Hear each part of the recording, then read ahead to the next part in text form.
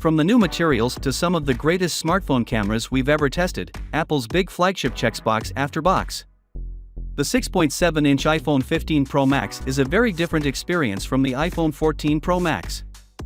It's lighter, and the titanium feels a touch warmer than the polished steel of its predecessor. It's not just the titanium, however. Apple has made a minor but subtle alteration to the frame, eliminating just enough metal to introduce contour edges all around. It's one of the simplest but most significant changes I've seen a smartphone maker make to a design, and it actually changes how the phone feels in the hand while remaining inside the frame. One of the most pleasant and helpful changes is Apple's elimination of the silent or ring button.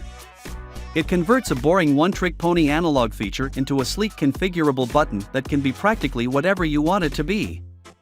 The adoption of the USB-C connector in favor of the Lightning port, however, may be the most significant shift for some iPhone aficionados.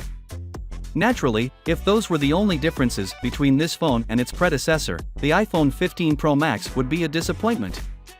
However, this is a significantly more powerful phone than the iPhone 14 Pro Max with Apple's all-new A17 Pro Silicon, which brings console-quality gaming to the iPhone line for the first time ever. However, that display now has the tiniest iPhone bezels I've seen. The iPhone 15 Pro Max triple camera array seems identical from the iPhone 14 Pro Maxes, but appearances may be misleading. There are enhancements both inside and out that contribute to give one of the greatest photographic experiences available on any phone.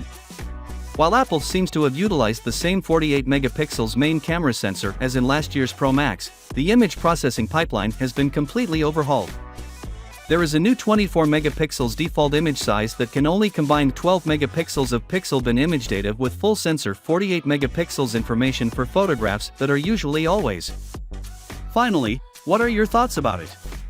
So with that being said, let me know your thought in the comment below, and if you are new here, please subscribe. Peace out.